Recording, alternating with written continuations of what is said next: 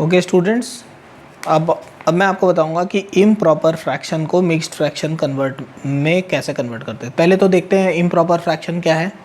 तो improper fraction क्या होता है, जिसका जो न्यूमरेटर है वो डिनोमिनेटर से बड़ा हो। जैसे 8/5 एक इम्प्रॉपर फ्रैक्शन है, ठीक है।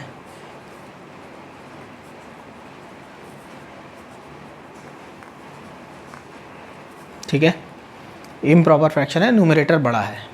इसका मतलब 8/5, तो 5 में 8 पार्ट्स तो हो नहीं सकते। इसका सीधा मतलब है कि 2 पार्ट्स हैं, एक तो पूरा पार्ट है और उसके बाद 3/5 पार्ट है।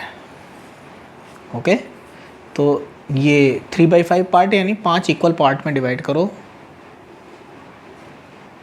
ठीक है। 1 2 3 4 5, इसमें से 3 पार्ट है हमारे। ओके, तो इसको हम 8/5 लिख सकते हैं। क्यों? क्योंकि ये 5/5 है, ये वाला 5/5 यानी पूरा 1, 5 पार्ट में से पाँचों, लेकिन इसमें से केवल 3 पार्ट है हमारे पास, यानी 3/5। और कुल मिला के ये हो गया 8/5, यानी 5/5 प्लस 3/5।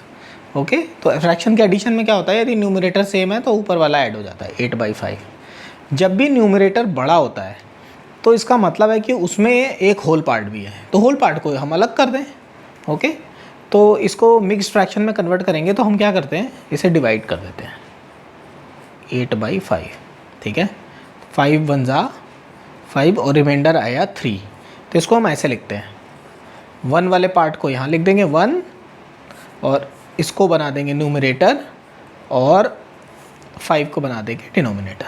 ओके, तो इस तरीके से इम्प्रॉपर फ्रैक्शन कन्वर्ट हो गया किस में, मिक्स्ड फ्रैक्शन में, ठीक है। This is known as mixed fraction. Okay, एक और इम्प्रॉपर फ्रैक्शन लेते हैं। सपोज कीजिए 13/6 है, इसको मिक्स्ड फ्रैक्शन में कन्वर्ट करना है, ठीक है। तो 13/6 है, तो इसका सीधा मतलब है कि इस तरीके की सिचुएशन होगी कि पहले इसको कन्वर्ट कर लेते हैं, फिर मैं आपको बताता हूँ इसका क्या मतलब है। 6/13, फिर से डिवाइड किया, 2 टाइम्स गया और 12 आया और यहाँ 1 आया। तो इस वाले को तो हम यहाँ रखते हैं होल पार्ट में और इसको रखते हैं ऊपर 1/6। 13/6 का देखिए क्या मतलब हुआ होगा। 13/6 का मतलब हुआ होगा हमारे पास एक हमने 6/6 लिया, दूसरा 6/6 लिया, लेकिन तीसरे में हमें फ्रैक्शन लेना पड़ा। इसको डिवाइड किया 6 पार्ट्स में, 1 2 3 4 5 6। ओके, लेकिन इसका एक ही पार्ट है हमारे पास। ओके, तो ध्यान से देखिए ये क्या है, 6/6 और 6/6 यानी 2 तो हमारे पास होल था, और 1/6 यानी इसका हमारे पास 1/6 है। तो देखिए होल पार्ट का सीधा मतलब हुआ कि हमारे पास 2 हैं, दो पूरे पार्ट हैं और एक उसी पार्ट के बराबर का 1/6 पोर्शन है। ओके, यही मतलब होता है इम्प्रॉपर फ्रैक्शन को मिक्स्ड फ्रैक्शन में। तो it makes more sense than 13/6। Okay, एक और एग्जांपल लेते हैं। मान लीजिए 9/4 है। ओके, अब 9/4 का तो कुछ सेंस नहीं बनता, लेकिन यदि हम इसे मिक्स्ड फ्रैक्शन में कन्वर्ट कर देते तो इसका सेंस बनने लगता है। 4/9 2 टाइम्स गया, 8 आया और 1 आया, यानी अब मैं लिख सकता हूँ 2 1/4। अब देखिए कैसे सेंस बनता है।